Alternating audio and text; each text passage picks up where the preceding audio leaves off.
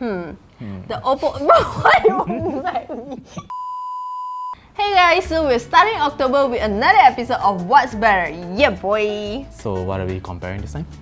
I have with me the Oppo A9 2020 and the Huawei Nova 5T. So both these devices are the newer upper mid-range device in 2019 with quad cameras. Huh? What else? They are both below 2,000 ringgit and they are photography focused phones. Okay, so let's compare both of them and see which is better. Let's go. Okay, first let's talk about size. The Huawei Nova 5T has a 6.26-inch screen with a punch hole display, just the way I like it. Yours is clearly smaller. The Oppo A9 2020 has a 6.5-inch full screen display and that's like 89% display area. It has a G3 curved grip which is not only comfortable to hold but it also fits my hand perfectly. Your video and games will just look super weird because there's going to be a black spot in a corner which completely disturbs my OCD. Hello, you can always hide your punch hole. My contents will just be cropped to fit in between. Crop schmop what for, the Oppo A9 2020 has a conventional water drop notch and is so widely used for a reason. It's strategically positioned in the upper middle of the phone so that everything stays clear, neat and classy. Okay, fine, but here's something that will determine which device is better. The cameras.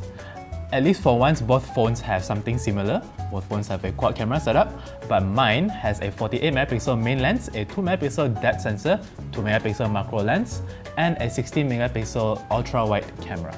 The Oppo A9 2020 also has a 48MP quad camera and it's only below 1,200 ringgit. It has a 48MP main lens, an 8MP ultra-wide lens, a 2MP portrait lens, and a 2MP mono lens.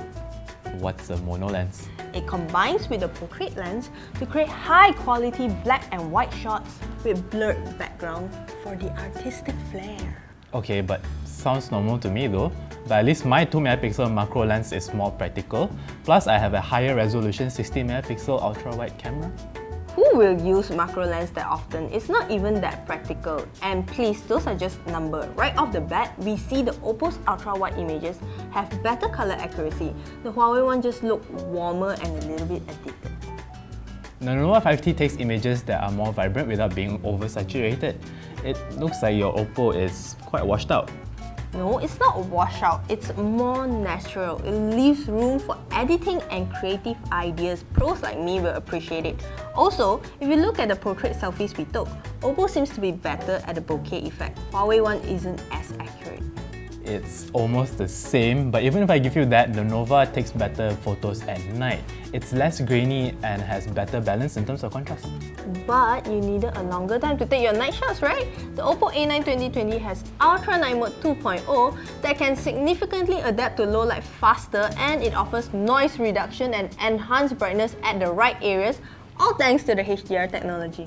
Okay, but did you know the Huawei Nova 5T has EIS stabilization when it comes to videography? It gives you more steady videos. What you have is also available on the Oppo A9 2020. It has all the features that the Nova 5T has, plus it has video filters and a 4K video support. And I can't stress this enough, it's only 1,199 ringgit. Okay, I get it. It's only 1,199.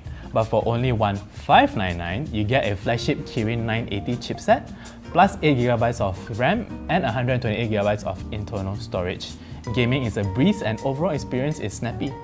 Well, I'm glad you brought that up because the Oppo A9 2020 also packs 8GB of RAM and 128GB of storage, and you can expand it up to 256GB of storage. Plus, it has its own gaming support.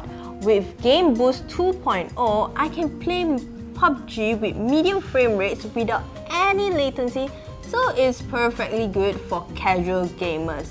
Plus, you couple that with a 5,000 mAh battery, it can last up to 19 hours of usage, so I can probably play more rounds of PUBG compared to you. With this kind of price range and so many features, the Oppo A9 2020 is just very impressive, right? It's not about how many rounds you can go, it's about the quality of each round. With a flagship processor, I can run PUBG Mobile on high graphics settings and high frame rates. So I get to go through at least one good round instead of having to go through several crappy rounds. Plus this has virtual 9.1 surround sound, so I hear everything coming from every side, so I don't get caught off guard in PUBG. But the Nova 5T does not have a headphone jack, so what are you gonna do? Go max volume in public? At least the Oppo A9 2020 has a headphone jack right here.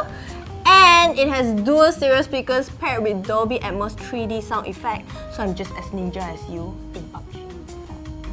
Okay, fine. All this bickering seems pointless, but at the end of the day, for 1,599 ringgit, you get a phone that has an excellent 48MP quad camera setup, a flagship processor, and an excellent phone design.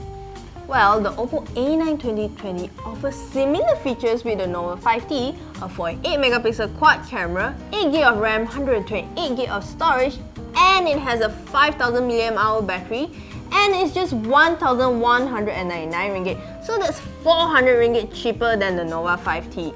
This is value for money. With 400 ringgit, I can already buy 35 cups of bubble tea.